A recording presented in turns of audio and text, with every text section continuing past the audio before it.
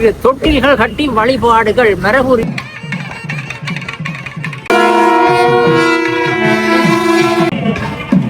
இன்றைய தினம் நல்லூர் பகுதியில் இருந்து என்னுடைய இந்த ஆண்டினுடைய முதல் தொடக்கத்தை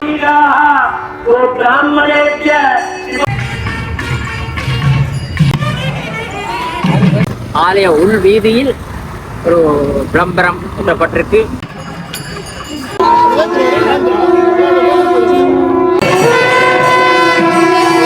இனிய புத்தாண்டு நல்வாழ்த்துக்கள். நன்றி.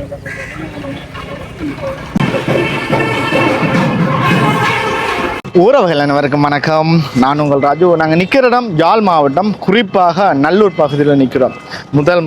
இன்றைய தினம் புதிய ஆண்டு, அதாவது தமிழ் சிங்கள புத்தாண்டு 2026ஆம் ஆண்டு 4ஆம் மாதம் 14ஆம் தேதி. அனைவருக்குமே இனிய புத்தாண்டு தின நல்வாழ்த்துக்கள். இன்றைய தினம் நல்லூர் பகுதியில் இருந்து என்னுடைய இந்த ஆண்டினுடைய முதல் தொடக்கத்தை ஆரம்பிக்க போகிறோம்.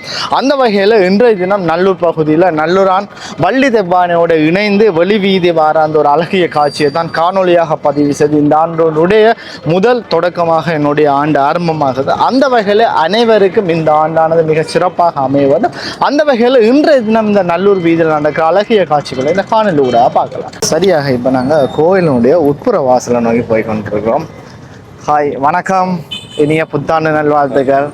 நன்றி. சந்திப்போம் அண்ணா. எனக்கு தெரிஞ்ச ஒரு ஆள் கூடுதலாக இந்த கோயிலில் நாதஸ்வரம் வாசிக்கிட்டவர். அதோடு இப்போ நிறைய மக்கள் வெளியில் வந்து கொண்டிருக்கிற அந்த காட்சிகளையும் பார்க்கக்கூடிய மாதிரி இருக்குது.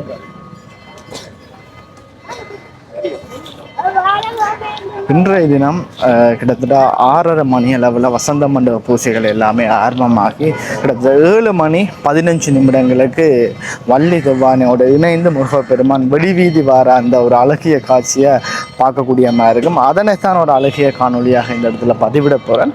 அந்த வகையில் நிறைய மக்கள் இன்றைய தினம் இந்த புத்தாண்டு தினத்தை வெகு விமர்சையாக, சந்தோஷமாக, மகிழ்ச்சியாக கொண்டாடி கொண்டிருக்கிறோம். அந்த வகையில் அதிகளவான மக்கள் இந்த நல்லூருடைய முன் வாயில அவதானிக்கக்கூடிய மாதிரி இருக்குது. நிறைய மக்கள் வந்து புகைப்படங்கள் எல்லாமே எடுத்து பாருங்க முருகனை வழிபட்டு கொண்டிருக்கிறோம். தேங்காய்கள் எல்லாமே உடைத்து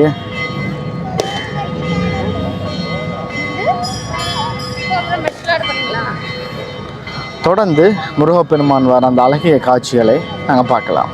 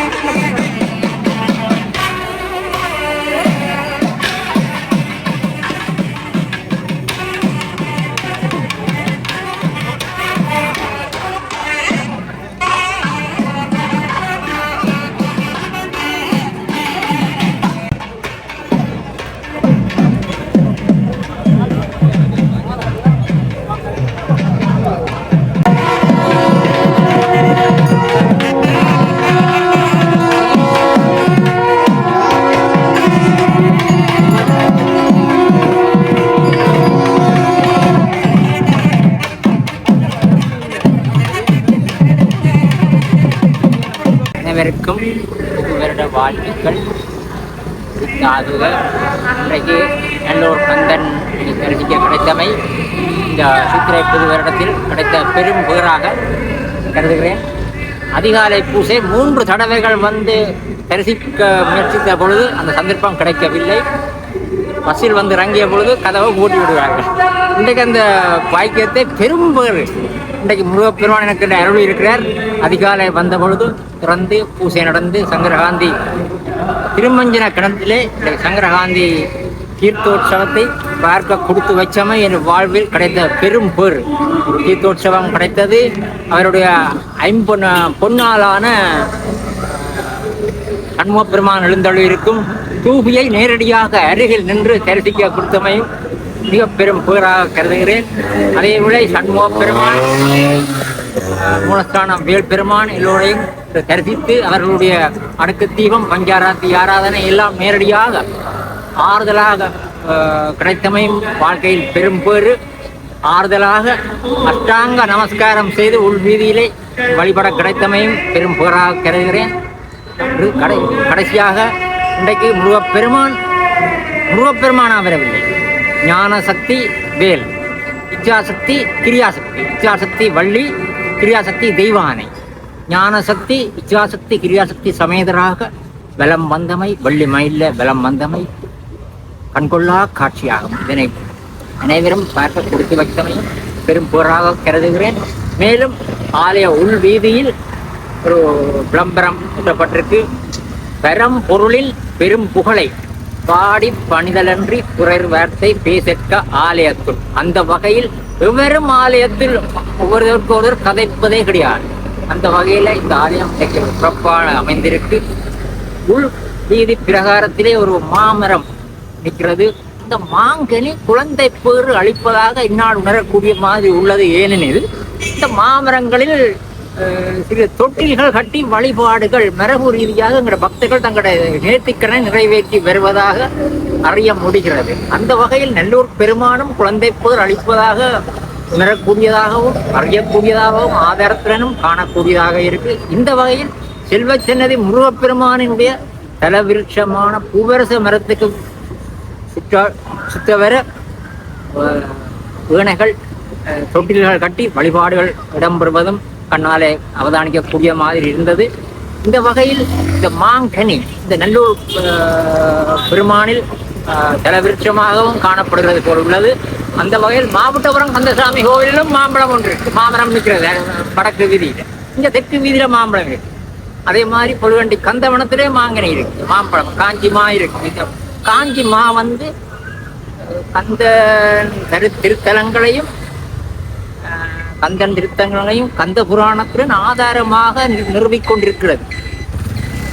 மரம் காஞ்சிமா வடி வேள் வைகும் செவ்வேள் மலரடி போற்றி அண்ணான் சேவலும் மயிலும் போற்றி திருக்கைவேல் போற்றி போற்றி என்று கந்தபுராண காப்பை ஆதாரத்துடன் இந்த ஆலயங்கள் எல்லாம் குறை தேற்றிக் கொண்டிருப்பது எமது மண்ணுக்கு கிடைத்த பெரும் பேராக கருதுகிறேன். அனைவருக்கும் ஆண்டு நல் வாழ்த்துக்கள். நன்றி.